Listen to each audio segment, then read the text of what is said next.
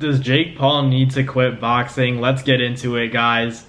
I think it's a really interesting topic. I don't know when you guys are seeing this video, but last night was Nate Diaz versus Jake Paul. It was a DAZN card, and it was, let's be real, Amanda Serrano was the co-main event. That was a decent fight. Heather Hardy, she beat that girl up. They're close friends, but Jake Paul versus Nate Diaz, man, it was kind of underwhelming. I'm not gonna lie.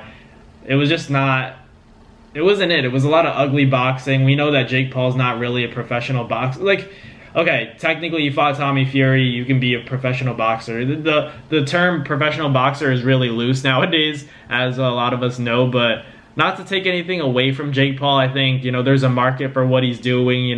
He's being intelligent with picking his opponents. He went, and started fighting guys like Ben Askren, then went on to fight Tyron Woodley 2 times, and then fought Anderson Silva, great MMA and UFC Hall of Famers, but now fighting Nate Diaz and not being able to knock him out, it leaves a bit of a bitter taste in people's mouths, because he claims to be a boxer, but you couldn't stop basically a retired UFC fighter, a washed up UFC fighter. Yeah, Nate Diaz is very durable.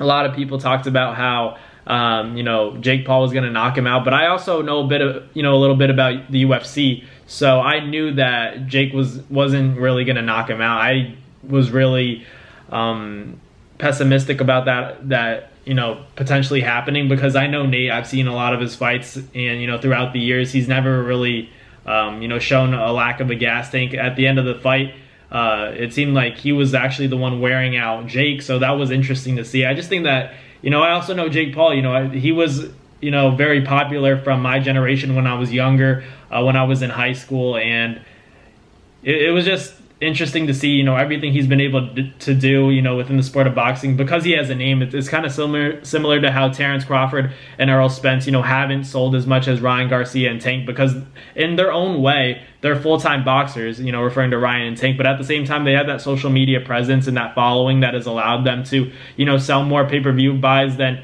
a championship fight. When Ryan Garcia and Tank, there was nothing on the line, there was no title on the line, but you take Terrence Crawford and Errol Spence, that was a welterweight fight for undisputed at 147, and it only sold 650K pay-per-view buys, and that's testament to that Jake Paul effect. It's not always about being the best boxer in the world. It's about getting the attention of other people, making other people angry so that they want to see you lose, making other people excited so they want to see you win. You combine those two groups, you sell obviously double the pay-per-views. So, Jake Paul's smart about it. I don't know if I want to see him box, a real fighter, I think, against a real boxer.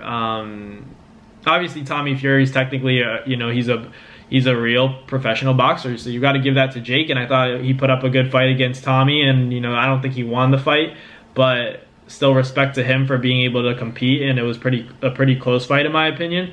But I just don't think that, the ceiling's only so high for what Jake can do. He could get that Conor fight, he could get that Canelo fight, cash out, maybe, and but that's really, ideal thinking, and I'm just being optimistic for Jake here, and he's not the best boxer. It's just the facts. He's able to have that one punch power if it's a perfect shot and he can land it, but he doesn't know how to set it up, and he doesn't actually know how to punch. He could throw one shot, but he doesn't know how to throw combinations. He doesn't know how to sit on his punches and really dig down to the body and land those big shots. And that's what you need in this sport when you're facing elite fighters. I'm not trying to say that Jake's not a talented fighter. He can fight. He can fight, but against a decent average journeyman boxer at cruiserweight, he wouldn't be able to touch that guy, and that's just the way it is. He fought a UFC fighter and couldn't get him out of there. He had 10 rounds to do it. Maybe he could have done it in the first round, but I think that Jake, his power decreases as the rounds go on because he starts to fatigue. And I'm not trying to say he's out of shape, because obviously he's an in shape young man, but at the same time, boxers suck down to different lower weight classes, and that's why they look so shredded, and they sometimes have less fat and maybe less muscle, but it also takes a lot of muscle. That when you have a lot of muscle, it exerts a lot of effort and energy, and I think that's why Jake Paul tends to fatigue in his fights. I don't think it's because he's not hardworking. I know he's putting the time into the craft of boxing, but I think he has to really get cut up and, you know, get shredded. It's the diet, it's the cardio, it's running miles and continuous sparring and getting that experience, being able to change angles, throw combinations, set up your right hand. We know your right hand's your biggest weapon. Everybody knows that. He showed glimpses of the left hook and timing it well, but at the same time, you know, you want to still use that right hand, your biggest asset, and he wasn't able to set it up, and it's been, you know, a few fights now where he hasn't been able to do it. So I don't know. He can continue fighting, but he has to be very strategic about his opponents. You know, fighting a guy like Nate Diaz, who's old, but he still has a you know, great gas tank. That's honestly a tough guy to knock out, because we don't really see Nate, you know, get knocked out cold. We've never seen that, but it's just hard because it's a different sport. You know, Nate didn't have his hands up, but he's also used to getting kicks thrown at him. So, you know, his range and distance, his understanding for that stuff is a lot better than, you know, maybe a boxer's is. But it all comes back to the sport that they're competing in, and that's boxing. And I think that Jake Paul, if he can get the Canelo fight, if he can get the Conor McGregor fight, that's great.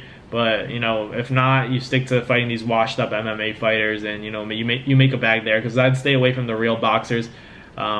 Because I think they all cook Jake Paul, and respectfully.